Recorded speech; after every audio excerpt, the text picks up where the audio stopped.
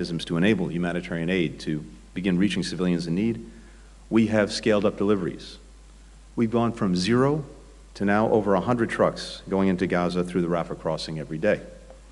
But this is still not enough. I spoke to Israeli leaders about tangible steps that can be taken to increase the sustained delivery of food, water, medicine, fuel, and other essential needs, while putting in place measures to prevent diversion by Hamas and other terrorist groups. We've identified mechanisms to enable fuel to reach hospitals and other needs in the south. Israel has raised appropriate concerns that we share, about Hamas's hoarding and siphoning of fuel in northern Gaza. Again, its cynicism knows no bounds, denying fuel itself that it has to hospitals and other places that desperately need it. In meetings with regional partners, I'll continue conversations about getting assistance to flow, including with help from the United Nations. Over the last several days, U.S. citizens, foreign nationals, and critically wounded Palestinian civilians have begun to transit out of Gaza. We expect more to leave over the coming days. Even as these people are able to exit Gaza, we remain relentlessly focused on securing the release of hostages, including American citizens. We discussed these ongoing efforts today. Our Deputy Special Representative for Hostage Affairs, Steve Gillen, who came with me on my first visit a couple of weeks ago, has remained here on the ground to help bring our people home and also to work with their families. We believe that each of these efforts would be facilitated by humanitarian pauses, by arrangements on the ground that increase security for civilians and permit the more effective and sustained delivery of humanitarian assistance. That was an important area of discussion today with Israeli leaders. How, when, and where these can be implemented, what work needs to happen, and what understandings must be reached. Now, we recognize this would take time to prepare and coordinate as well with international partners.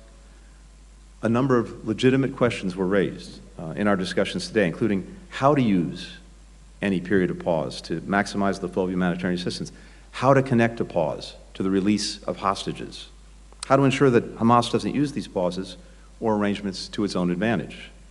These are issues that we need to tackle urgently, and we believe they can be solved. We've agreed to have our teams continue to discuss practical solutions. I've instructed our Special Envoy for Middle East Humanitarian Issues, David Satterfield, who's been doing remarkable work here over the last couple of weeks, to continue these discussions. Ultimately, we believe this can be a critical mechanism for protecting civilians while enabling Israel to achieve its objectives of defeating Hamas. Finally, and importantly, even as we work toward progress on each of these urgent needs, we're focused on setting the conditions for a durable and sustainable peace and security. The United States continues to believe that the best viable path, indeed the only path, is through a two-state solution. That's the only guarantor of a secure, Jewish and democratic, guarantor of Palestinians realizing their legitimate right to live in a state of their own, enjoying equal measures of security, freedom, opportunity, and dignity. The only way to end a cycle of violence once and for all.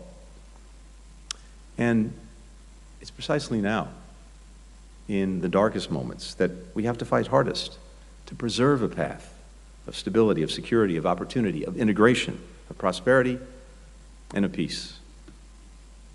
Not tomorrow, not after the war, but today. Thank you. First question goes to Leon Bruneau with AFP.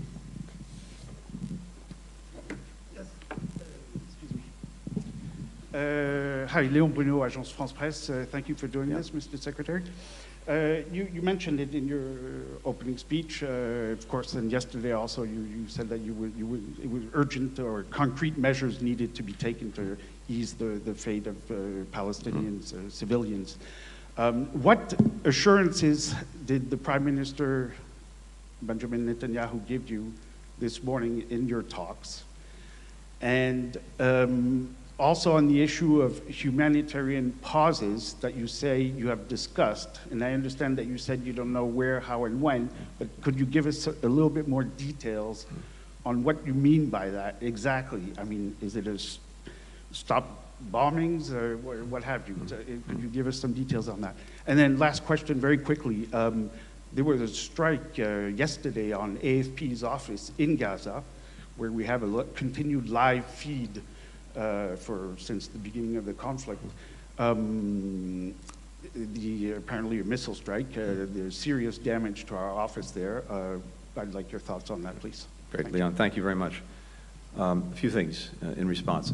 First, when it comes overall to humanitarian assistance, the Israeli government is committed to providing that assistance, or enabling that assistance, more accurately, to get to people in Gaza. And as I said, just over the last 2 weeks, we've gone from nothing getting in through the Rafah gate to now, I think just today, over 100 trucks. And as I said, that's significant progress in the space of a couple of weeks, but it's also insufficient.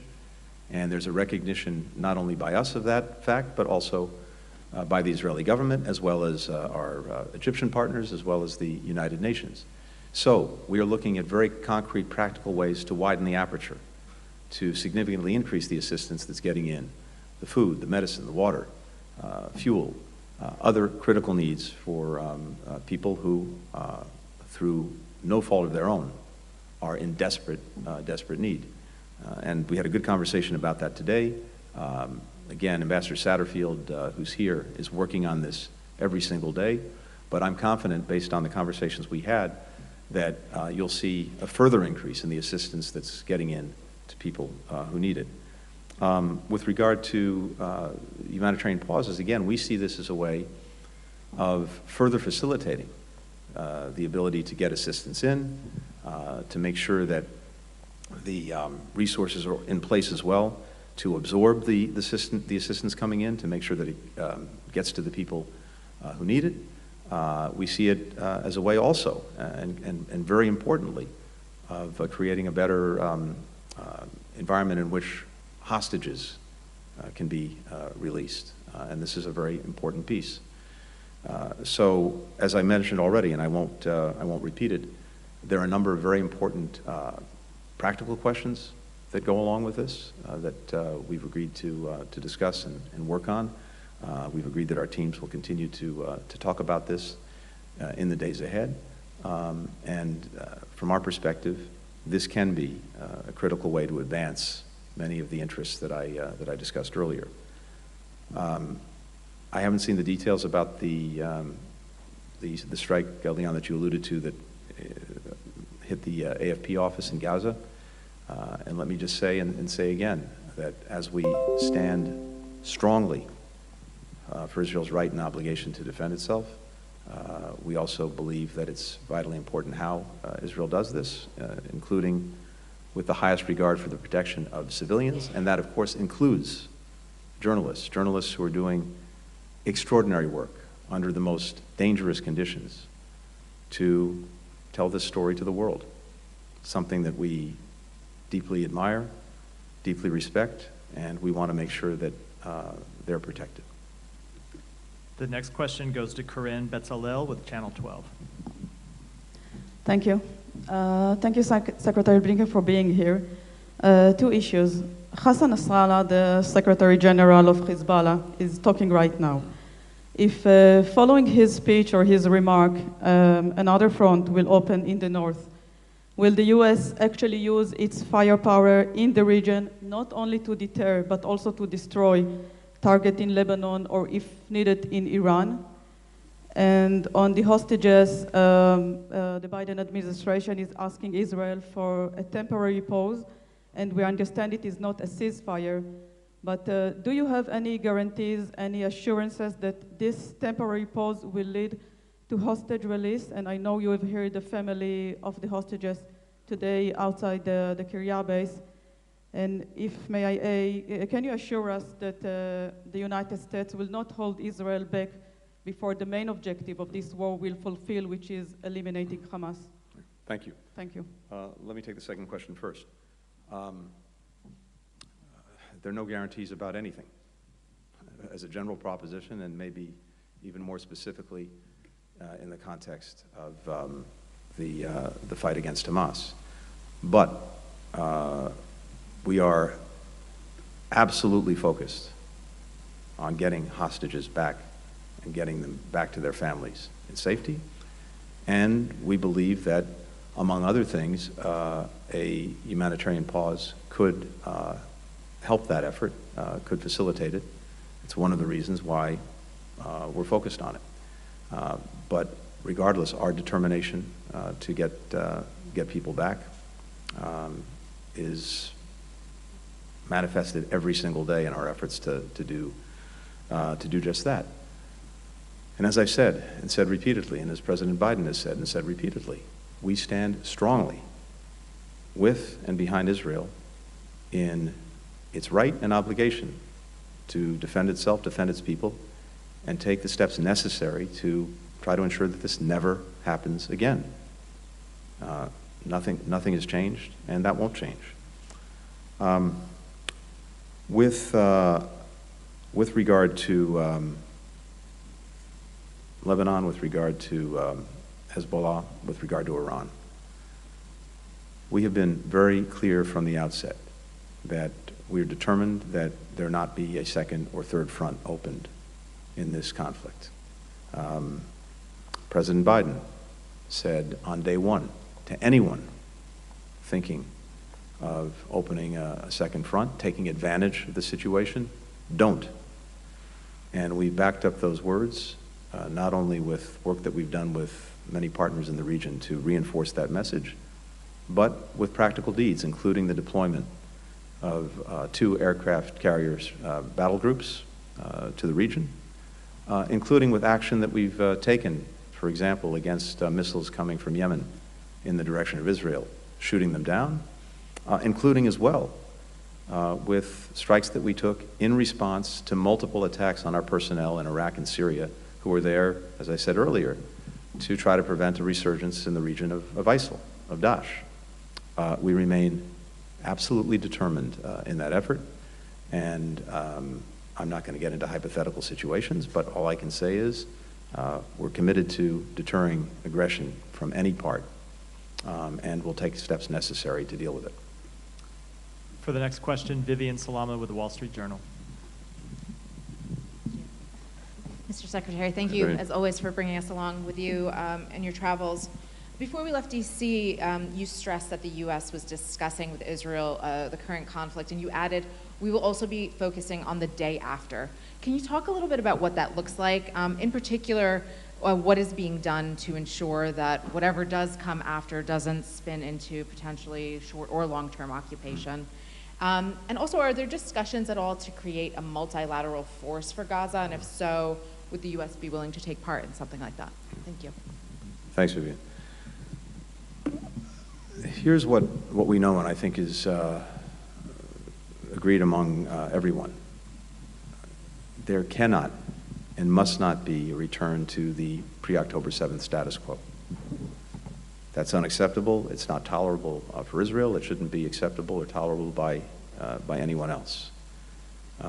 And that means that the idea of Hamas remaining responsible for governance, such as it was, and security, and posing an ongoing and enduring threat to Israel and its citizens is unacceptable. So that's one thing we know.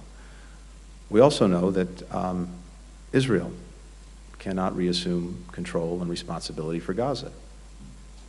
And it's important to note that Israel has made clear it has no intention or desire to do that. So within those parameters, we are and will continue to have discussions with partners throughout the region and well beyond about what should follow once Hamas is defeated. There are a number of possibilities, permutations, but it's really premature to get into any detail about that.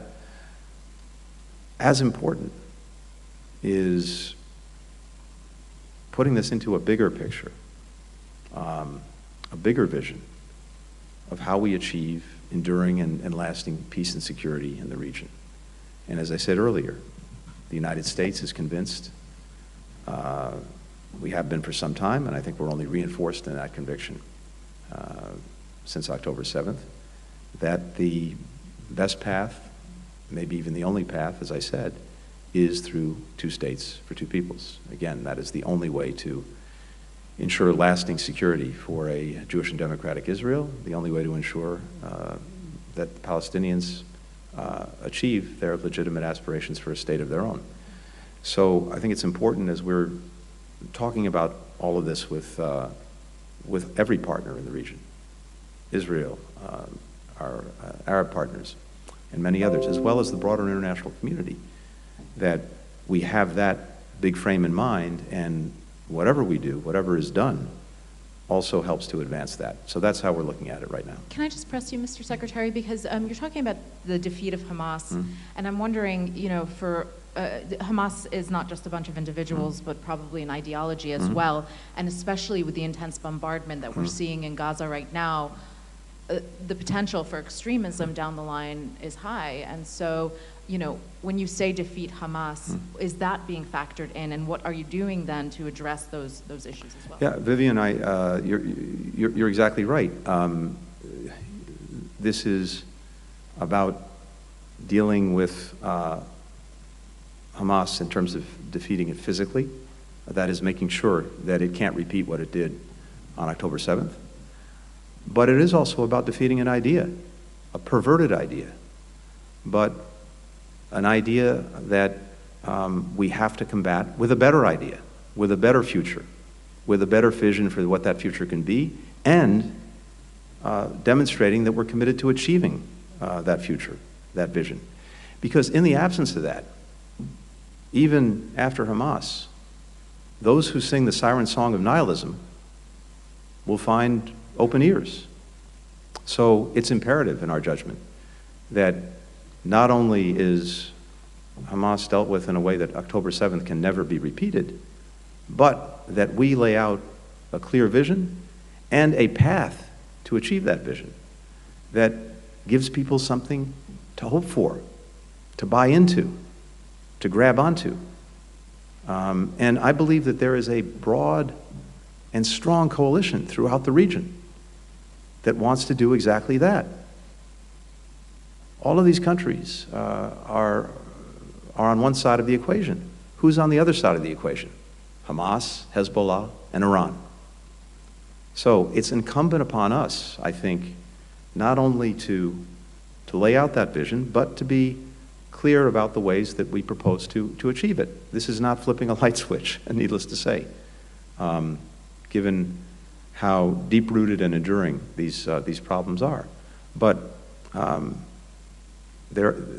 we have to address this, and we have to address it in concrete ways and with determination. Because again, it comes back to exactly what you said. We have to demonstrate that we have a better idea and a way to achieve it. For the final question, Muhannad Tutunji with BBC. Thank you, Mr. Secretary. First question, the whole world is looking to end this war. When will you ask Israel to stop it? And the next question, the wave of settler violence is increasing with unarmed Palestinians being killed daily. What is the United States doing to address increasing settler violence against Palestinians in the West Bank? Thank you. Thank you. With regard to the first part of the question, again, I'll repeat what I've said. We stand behind Israel's right and indeed obligation to defend itself and to do everything it can to make sure that October 7th never happens again. And we will continue to stand with Israel to achieve that. And as I've also said repeatedly, the way that Israel does so matters, and we've discussed today, as well as in many preceding days, the imperative of doing everything possible to protect civilians, the imperative of doing everything possible to get assistance to those who need it. With regard to extremist violence that we're seeing in the West Bank, this is something that before October 7th was a real concern for the United States, and one that we've repeatedly raised in our engagements with the Israeli government, and it's an acute concern right now. Look, I don't want to speak for the Israeli government. It's not appropriate, but I think it's fair to say that what I heard today was a clear commitment from the government to deal with extremist violence in the West Bank, to condemn it, to take action to prevent it, to take action against those who perpetrate it. So this is important, and we will be looking closely to ensure that our friends make good on that commitment. Thank you. Thank you very much. Thanks, everyone.